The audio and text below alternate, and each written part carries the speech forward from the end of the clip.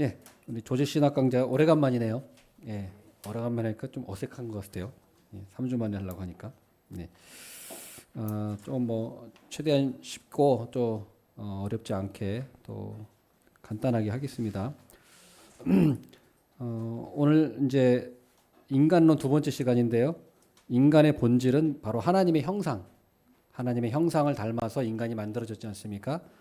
그래서 인간은 하나님의 형상대로 만들어졌다. 그러면 동물을 인간 외에 뭐요? 더 해야 된다고요?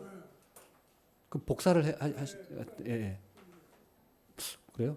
오늘 조금 참석이 많으신 것 같네. 제가 좀 맨날 남아서 버리길래 조금 줄였거든요. 근데 오늘은 더 많으신 것 같아요. 평상시보다. 그렇습니까? 예. 어,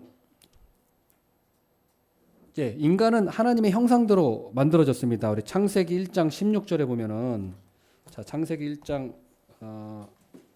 잘못 나왔네. 창세기 1장 16절이 아니고 26절이네요. 26절. 예, 죄송합니다. 오타가 났네. 예. 하나님이 이르시되 우리의 형상을 따라 우리의 모양대로. 그래서 우리의 형상, 하나님의 형상대로 인간을 만드셨어요. 그렇다면은 사람 외에 동물이나 식물은 어떻게 만들어졌을까요? 하나님의 형상대로 만들어졌을까요? 아니면 다르게 만들어졌을까요? 성경을 보면은 하나님의 형상대로 만들었다는 건 사람밖에 없어요. 예. 그러면 동물은 종류대로, 식물은 종류대로라고 말씀하고 있어요. 그 5절에 보면은 하나님이 땅의 짐승을 그 종류대로, 가축을 그 종류대로, 땅에 기는 모든 것을 그 종류대로 만드시니 하나님이 보시기에 좋았더라. 그러니까 동식물은 종류대로 만들었고요. 인간은 하나님의 형상대로 만들었어요. 그러니까 다른 말로 하면은 동식물은 하나님의 형상이 없다는 거죠. 예. 동식물은 하나님의 형상이 없는 거예요. 그래서 그게 다르다는 거죠. 그러면 이제 하나님의 형상이라고 하는 것이 무엇인지를 우리가 알아야겠죠. 하나님의 형상이라고 하는 것이 무엇인지. 근데 하나님의 형상을 하나님의 형상대로, 하나님의 모양대로 그 창세기 1장 26절에 나오잖아요. 형상을 따라 우리의 모양대로, 하나님의 형상대로 하나님 모양대로 만들었다는 말은 쉽게 말하면 하나님을 닮았다 이런 뜻이래요. 예, 하나님을 닮았다는 뜻이에요. 쉽게 얘기하면 우리가 하나님을 닮았다, 하나님을 반영한다, 거울처럼 반영한다, 대표한다 이런 뜻입니다. 그래서 우리가 하나님의 형상을 닮아서 우린 창조됐어요. 근데 그거를 조금 어려운 말로 하면은 기능적인 측면과 구조적인 측면으로 나뉠 수 있어요. 기능적인 측면, 구조적인 측면. 기능적인 측면은 하나님께서 인간을 만드셨을 때 어떤 기능, 그러니까 어떤 것을 하기 위해서 만드셨느냐 인간을, 그러니까 사명과 관련된 거예요. 어떤 사명을 주시려고 만들었느냐. 구조적인 측면은 인간의 구조, 영혼과 육체가 바로 하나님을 닮아서 영혼과 육체로 만들었다는 거예요. 예. 그러니까 하나님은 육체가 없으시죠. 육체가 없으시지만 우리 인간의 육체도 어쨌든 하나님의 형상을 닮아서 만들어진 거예요. 하나님이 우리처럼 육체가 있다는 말이 아니라, 그래서 육체도 하나님의 형상을 반영하는 거예요. 예.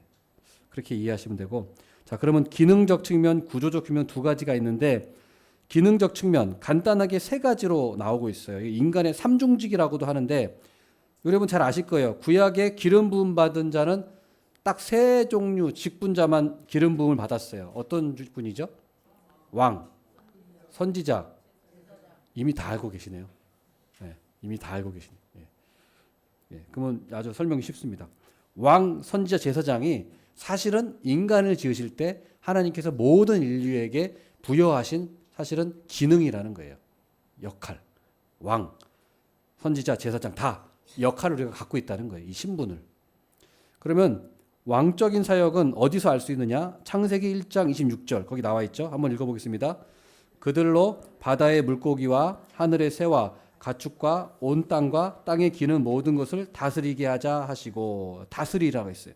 모든 피조물들을 왕으로서 인간을 지으셨어요. 그래서 우리는 인간은 왕으로서 모든 피조물을 다스려요. 근데 다스린다는 게 막 억압하고 막 착취하는 그런 다스리는 게 아니라 여기선 잘 가꾸고 보존한다는 뜻이에요. 그래서 그 창세기 2장 15절 한번 보시겠습니까? 창세기 2장 15절 보면 거기 잘 나와 있어요. 창세기 2장 15절 보면 제가 한번 읽어드리겠습니다. 여호와 하나님이 그 사람을 이끌어 에덴 동산에 두어 그것을 경작하며 지키게 하시고, 그러니까 하나님이 에덴 동산에 아담과 하와를 만드시고 뭘 시켰습니까? 경작하게 하고 지키게 했다고 했잖아요. 이것은 잘 가꾸고 그 다음에 보존하도록 했다. 보존시켜. 그러니까 지금 우리가 자연을 막 개발하는 건 좋으나 훼손하고 막 너무 무분별하게 자원을 막 착취하는 그런 것도 있잖아요. 지금 너무 쓰레기도 많이 나오고 막 쓸데없이 플라스틱을 너무 많이 만들고 이런 것도 인간의 욕심으로 인해서 사실은 이거는 인간이 잘못 다스리고 있는 거죠. 자연을 보호해야 되는데 지금 자연이 보호가 아니라 더 망가지고 있잖아요. 지금. 그러니까 이것도 지금 우리가 이런 왕의 역할을 못 하고 있는 거예요. 지금 인간이. 하여튼 그런 역할을 한 겁니다. 왕적인 사역. 이것은 인간과 피조물의 관계겠죠. 예. 그다음 두 번째로는 무슨 사역입니까? 예, 선지자적 사역이에요. 이건 인간과 인간의 관계. 자, 창세기 1장 27절 한번 읽겠습니다. 하나님이 자기 형상 곧 하나님의 형상대로 사람을 창조하시되 남자와 여자를 창조하시고, 남자와 여자를 창조하셨다. 지금 자, 두 명이잖아요. 하나님이 한 명만 창조한 게 아니라 두 명을 창조했어요. 두 명을 창조해서 이것은 인간의 사회적인 기능을 말하는 거예요. 아담과 하와만 창조하신 게 아니라 아담과 하와 이후에 많은 자손들을 만들어 주셔서 사회가 생겼잖아요. 사회. 그러니까 이것은 인간과 인간의 관계인데 이 사회에서는 우리가 선지자적인 사역을 감당해야 된다는 거예요. 선지자적인 사역. 그래서 첫째로는 부부 관계에 있어서 남자와 여자 부부 관계에 있어서 우리가 서로 신앙을 선지자적으로 우리가 또 도와주고 같이 협력하고 신앙적으로 세워주는 역할. 그래서 부부를 주신 거예요. 혼자 신앙생활하면 지쳐서 떨어지기 쉬워요. 그러니까 옆에 누가 있으면 같이 교회도 가고 같이 상담도 하고 이렇게 해서 부부가 이렇게 같이 신앙생활하는 게 참 좋은 거죠. 이게 첫 번째 선지자적인 사역인 거예요. 그 다음에 자녀들이겠죠. 자녀들에게 선지자 사역하는 거. 자녀들에게 말씀을 가르치고 또 양육하는 거. 또 우리 교회에서 또 우리 이웃들에게 이렇게 선지자 사역을 우리가 감당해야 되는 거예요. 자, 그다음 세 번째는 무슨 사역이죠? 제사장적인 사역이에요. 제사장적인 사역은 창세기 2장 15절 한번 읽겠습니다. 여호와 하나님이 그 사람을 이끌어 에덴 동산에 두어 그것을 경작하며 지키게 하시고. 예. 우리가 아까 읽었던 거네요. 예, 경작하며 지킨다는 뜻이 섬긴다는 뜻이에요. 섬긴다. 예, 섬긴다. 경작하며 지킨다는 것이 그러니까 막 왕이니까 막 군림하는 것이 아니라 우리가 다른 피조물을 섬기고 이웃을 섬기는 거예요. 예, 왕으로서 막 군림하는 게 아니고요. 그래서 제사장적인 사역은 그 에덴 동산을 바로 교회에 비유해서 교회를 잘 지키고 섬기고 돌보는 역할. 예, 우리가 교회에 와서도 우리가 맡은 직분이 있잖아요. 그 직분을 우리가 또 잘 감당하고 내가 맡은 일, 뭐 설거지다, 그럼 설거지 열심히 잘하고 주차 봉사다, 주차 봉사하고 여러 가지 맡은 일들을 내가 또 잘 감당하는 역할, 교회에서 하는 역할들, 또 교회에서 드리는 예배, 이런 예배도 충실해야 되는 거, 주일 성수하는 거 이런 부분들을 말하는 것입니다. 이 제사장의 역할을 하는 거예요, 우리가 지금, 그죠? 이해되실 거라고 생각하고 그다음 기능적인 측면이 있고 그 다음에는 무슨 측면이 있나요? 구조적인 측면. 이거는 인간의 구조. 지난번에 우리 인간의 구조에 대해서 영육 통일체라고 배웠어요. 이게 좀 어려운 말인데 영육 통일체라는 말이에요. 자, 근데 여기 조금 그러니까 인간은 영혼과 육체가 결합이 됐어요. 영혼과 육체가 결합이 돼서 이걸 뗄래야 뗄 수가 없는 관계예요. 지난번 제가 뭐 이거에 대해서 말씀드렸는데 인간이라고 하는 건 영혼과 육체가 결합된 존재예요. 단 언제 떨어집니까? 언제 잠깐 떨어지는 때가 있어요. 그때는 우리가 죽었지만 부활하기 전. 예, 죽었는데 예수님이 아직 재림하지 않으셨죠. 그러니까 지금 이제 죽은 사람들, 그렇죠? 죽었지만 아직 예수님이 오시지 않았기 때문에 아직 육체는 입지 못했어요. 아직까지는. 근데 그거는 잠깐이고 비정상적인 상태예요. 예. 그러나 예수님이 재림하시면 그때는 이제 우리가 육체의 몸을 이제 신령한 몸을 입게 되는 거죠. 그때 마지막 때에. 예. 그때는 다시 완전체로서 인간으로서 우리가 완전체가 되는 거예요. 그러나 그 중간 기능, 중간기라고 하는데 그거는 조금 있어요. 그거는 비정상적인 상태고. 자, 그래서 일단 인간은 영혼과 육체로 돼 있는데 영혼은 좀 길게 나와 있는데 이게 후쿠마 개혁주의 인간론에 대해서 아주 아름답게 잘 표현되어 있어서 제가 인용을 그대로 했어요. 이거 읽어보면은 인간이 하나님의 형상으로 지음받았다고 하는 게 특히 영혼에 있어서 하나님의 형상으로 지음받았다는 게 무슨 의미이구나 아주 잘 알 수 있어요. 그래서 제가 막 100번 설명하는 것보다 이걸 한번 읽는 게 우리에게 다 도움이 될 것 같아요. 한번 천천히 한번 읽어보겠습니다. 인간의 이성적 능력은 하나님의 이성을 반영하며 인간으로 하여금 이제 어떤 의미에서 하나님을 따라 하나님과 같은 생각을 할 수 있게 한다. 참 좋은 말이죠. 예, 인간의 이성은 하나님의 이성을 반영한 거예요. 그러니까 아까 하나님 모양대로 지음받았다고 하는 게 닮았다는 뜻, 반영한다는 거잖아요. 그래서 우리의 인간의 이성이 하나님의 이성을 반영합니다. 그다음 인간의 도덕적 감수성은 옳고 그름에 대한 최고의 결정자이신 하나님의 도덕적 본성의 어떤 측면을 반영합니다. 도덕적인 측면도 그렇다는 거예요. 도덕적인 측면. 우리가 도덕적인 생각하고 결정을 내릴 수 있는 것도 하나님의 본성을 닮았기 때문이다. 자, 그다음 또 보겠습니다. 우리가 예배 가운데 하나님과 교제할 수 있는 능력은 성부, 성자, 성령이 서로와 더불어 나누시는 교제를 반영한다. 자, 이게 참 너무도 좋은 말씀이에요. 우리가 서로 이렇게 예배 가운데 교제하고 또 친교할 수 있는 거는 바로 하나님이 성부, 성자, 성령으로 계시면서 삼위일체로 계시면서 이 삼위 하나님이 의견이 불화가 하나도 없고 새 인격적인 존재이시지만 그러니까 다 생각이 다 따로따로 어떤 인격적인 세 분이지만 세 분의 생각이 일치가 돼서 전혀 불협화음이 없는 상태를 말하는 거예요. 삼위일체라는 게. 근데 바로 하나님이 그러시기 때문에 우리도 그런 모습을 보여줄 수 있다라는 겁니다. 이게 참 놀라운 거예요. 그 다음 또 보겠습니다. 우리가 하나님과 동료 인간에게 반응할 수 있는 능력은 우리가 하나님께 기도할 때 하나님이 우리에게 응답하실 수 있는 능력과 기꺼이 응답하시려는 마음을 닮았다. 너무 좋은 말씀이에요. 이것도 마찬가지죠. 우리가 상대방의 어떤 그 말에 또 상대방의 어떤 어떤 거에 대해서 우리가 반응할 수 있는 것은 하나님이 우리에게 그렇게 반응하시기 때문이다. 우리의 기도를 들어주시고 우리의 요청을 들어주시는 그 능력을 인간이 닮아서 우리가 다른 사람의 말도 경청할 수 있고 들을 수 있다는 거예요. 동물은 그런 거 없잖아요. 동물은 뭐 상대방의 어떤 뭐 기분이나 뭐 말은 당연히 못하지만 어떤 그런 거를 동물이 고려합니까? 그런 거 고려 안 하잖아요. 그냥 본능대로 동물은 행하죠. 자기 본능대로. 예. 그러니까 그게 하나님 형상이라는 거예요. 예. 놀랍죠. 놀라워요. 그 다음에 또 계속 보겠습니다. 결정을 내릴 수 있는 우리의 능력은 모든 일을 그의 뜻의 결정대로 일하시는 하나님의 최고의 지휘 능력을 작게나마 반영한다. 결정하는 능력도 마찬가지고요. 그 다음 계속 보겠습니다. 미에 대한 우리의 감각은 눈 덮인 산 정상, 호수로 장식된 계곡, 경이감을 불러일으키는 일몰 풍경 위에 아름다움을 넘치도록 흩뿌려 놓으신 하나님의 희미한 반영이다.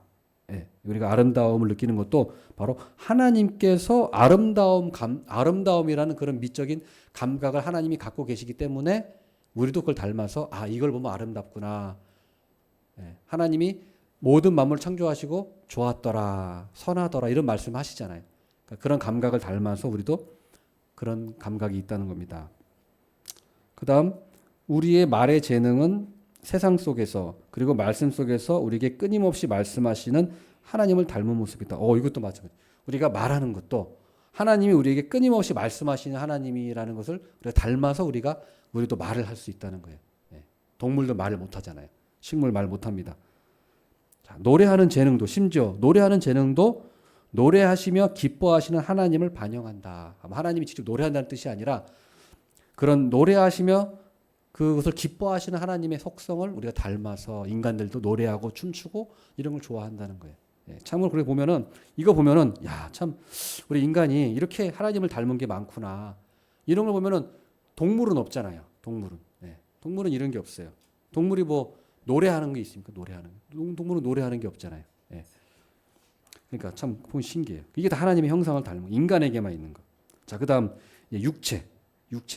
이것도 전 이제 헤르만 바빙크의 개혁교의학 2권에 나와 있는 말씀인데 인용했습니다. 한번 같이 보겠습니다.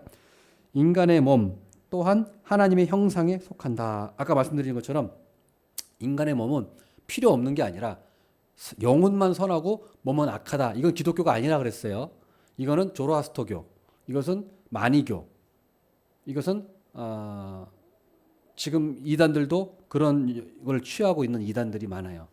예, 그래서 영육 이원론 이게 아니고 인간의 몸도 선한 것이고 인간의 몸조차도 하나님의 형상대로 만들어진 것이니까 우리가 참 인간의 몸이라고 하는 것은 귀중한 것이구나. 하나님의 형상을 닮은 것이구나라는 우리가 알아야 됩니다. 그다음 계속 보겠습니다. 몸은 일종의 무덤이 아니라 영혼만큼이나 완전하게 인간의 본질을 이루는 하나님의 놀라운 걸작이다. 참 너무 좋은 말씀인 것 같아요. 왜냐하면 우리는 우리 몸을 볼 때 난 내 몸이 마음에 안 들어. 나는 너무 못생긴 것 같아. 나는 내 몸이 몸에 안 들어. 예? 이런 생각을 할 필요가 없다는 거예요. 우리 하나님의 걸작품이기 때문에. 하나님의 형상을 닮아서 영혼만 만든 게 아니라 우리 몸도 우리 생김새도 하나님의 형상을 닮아서 만들었기 때문에 우리가 최고의 가치로 영혼을 중요하게 여기는 만큼 몸도 우리는 중요하게 여긴다. 예. 참 이게 우리 개혁주의 신학의 놀라운 점이에요. 예. 이단들은 그렇지 않아요. 육체는 그냥 무덤이야. 이건 막 뭐 고난을 받아야 돼. 육체는 막 때려야 돼. 막 이런 식으로 간단 말이에요. 그게 아니라는 거죠. 좀 보겠습니다. 몸은 본질적으로 인간에게 속하므로 죽을 죄로 인해 영혼에서 격렬하게 분리되지만 그럼에도 불구하고 부활 때 또다시 영혼과 하나가 된다. 아까 제가 말씀드린 것처럼. 네. 그 말씀입니다. 그 다음 보겠습니다. 2번. 그러나 하나님의 형상이 이렇게 인간이 하나님의 형상대로 만들어졌지만 하나님의 형상이 상실됐어요. 죄로 인해서 하나님의 형상이 상실됐습니다. 그런데 남아있는 게 있고 완전히 잃어버린 게 있어요. 남아있는 건 뭐냐? 구조적인 측면, 즉 영혼과 육체라고 하는 거. 인간이 예수님을 안 믿어도 영혼과 육체는 그대로 있잖아요. 예. 그래서 인간의 영혼과 육체는 그대로 있어요. 다만 죄 때문에 영혼과 육체가 심각하게 오염되고 부패됐어요. 영혼이 어때요? 우리 영혼은 지정의라고 말할 수 있잖아요. 지정의가 우리는 다 타락했어요. 그 올바른 생각을 할 수가 없어요. 올바른 지식을 인식할 수가 없어요. 하나님의 말씀이 진리이지만 사람들은 어때요? 그거를 진리라고 받아들일 능력이 없잖아요. 처음엔 그렇지 않았어요. 그러나 아담과 하와 범죄함으로 하나님의 진리의 말씀을 제대로 받아들일 수 있는 능력을 상실한 거예요. 감정도 그래요. 감정도 우리 인간은 타락해서 배배 꼬였어요. 좋은 말을 들어도 안 좋게 생각해요. 자기 기분 따라. 그 다음에 의지도 타락했어요. 우리가 맨날 새해 첫날 항상 결심하지만 지금 어떻습니까? 늘 도로묵대요. 우린 늘 다이어트를 하겠다고 하면서 꼭 그날 저녁에 내일부터야. 꼭 이렇게 얘기해요. 예. 다 그렇잖아요. 그죠? 안 그런 사람이 없어요. 이게 의지도 타락했기 때문이에요. 안 되는 거예요. 예. 정말 죽을 사형 선고 받지 않는 한 그게 쉽지가 않은 거예요.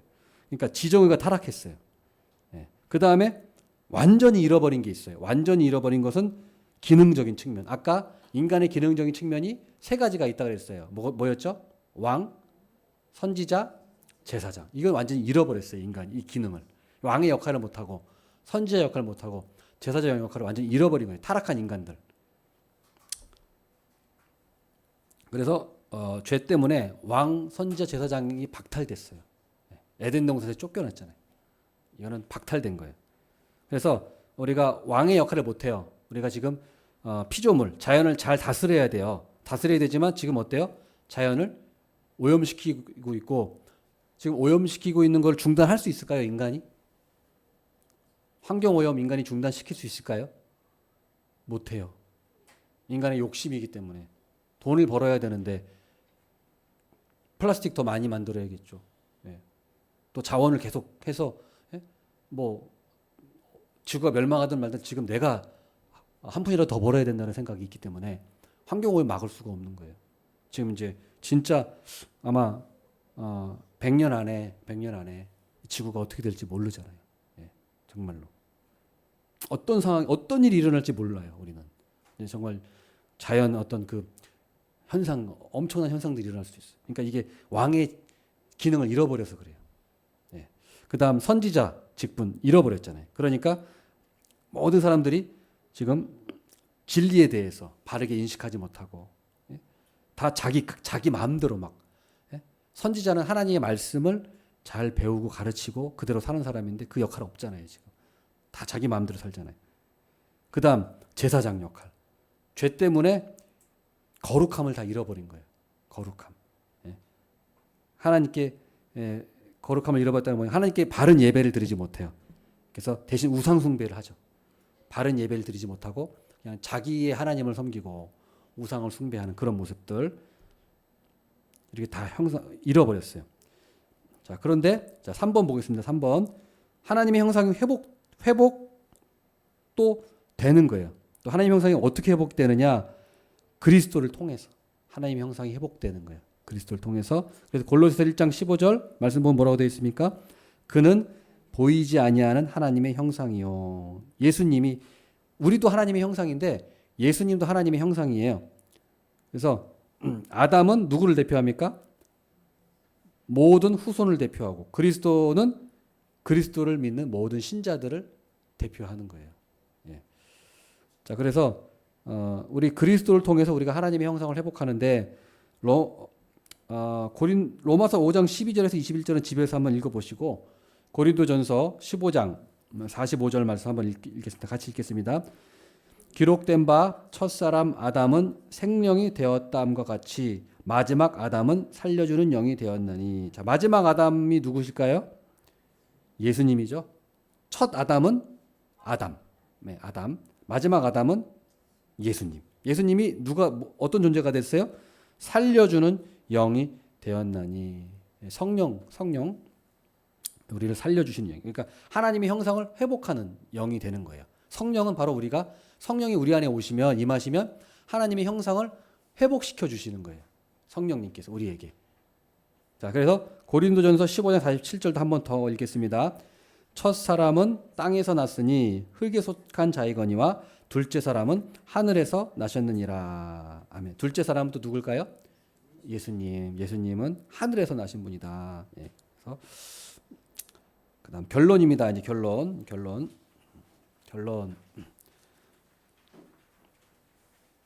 자, 결론 1번 한번 같이 읽겠습니다. 신자들은 예수님과 연합됨으로 왕, 제사장, 선지자로서의 신분이 회복되었음을 믿어야 합니다. 우리 하나님의 형상이 일단 회복이 됐어요. 우리는 왕, 선지자, 제사장의 역할을 신분을 우리는 얻은 거예요.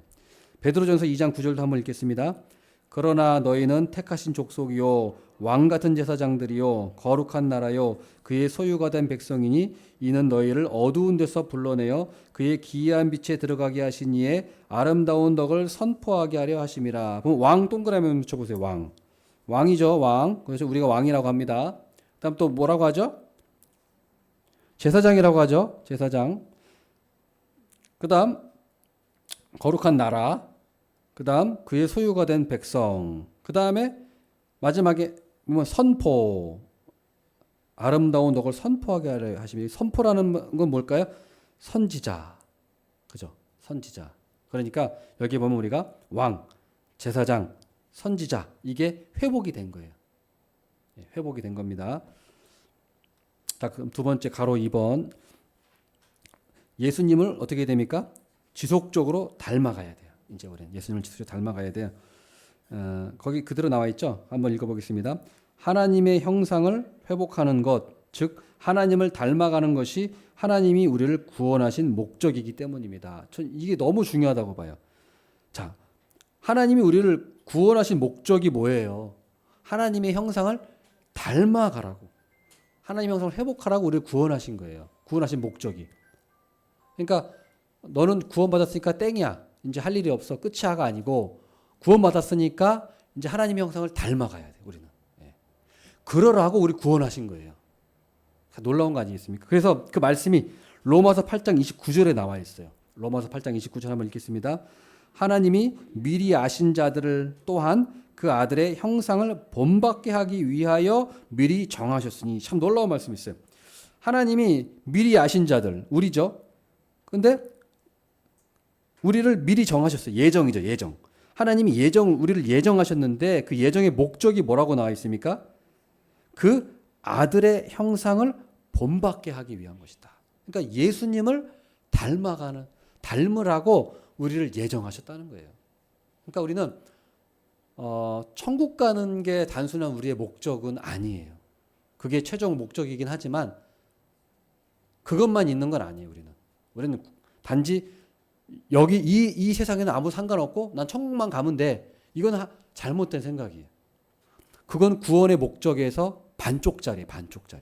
나머지 반은 뭐예요? 하나님을 구원하신 목적은 예수님을 닮아가라. 그리고 천국도 하나님 우리에게 보내주시는 거예요. 천국.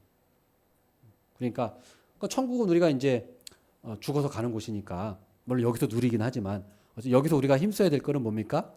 예수님을 닮는 거.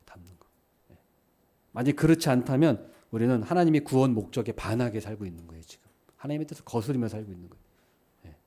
참 이게 놀라운 말씀인 것 같아요. 그래서 저도 이게 참 너무 우리에게 중요한 말씀이구나. 우리를 구원하신 목적이 하나님을 닮으라고, 하나님의 형상을 회복하라고, 우리를 통해서 하나님의 형상을 회복하라고 우리를 구원하셨구나라는 말씀을 보면 좀 더 힘이 나고 내가 이래서 구원받고 신앙생활 하는 것이구나라는 생각을 다시 한번 하게 됩니다.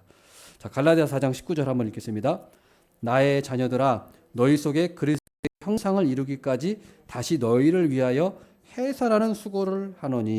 참 바울도 이렇게 얘기한 거예요. 바울이 바로 이 목회하는 이유, 복음을 전하고 또 사람들에게 말씀을 가르치고 이렇게 해산하는 수고를 하는 이유가 너희 속에 그리스도의 형상을 이루기 위해서. 그때까지 멈추지 않고 계속해서 그 목적을 가지고 매진한다. 그런 뜻입니다. 매진한다.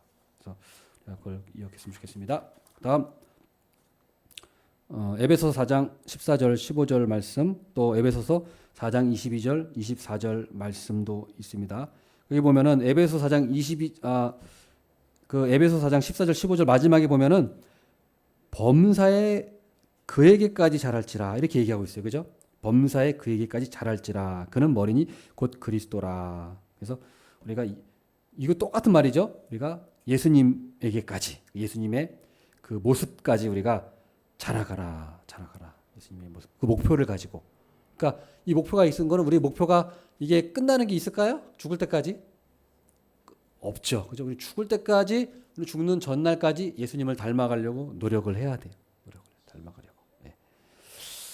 그래서 마지막 에베소 4장 22절 24절 보면은 오직 너희의 심령이, 중간에 보면 오직 너희의 심령이 새롭게 되어 하나님을 따라 의와 진리와 거룩함으로 지으심을 받은 새 사람을 받으라 해서, 의가 바로 왕의 역할을 말해요. 왕.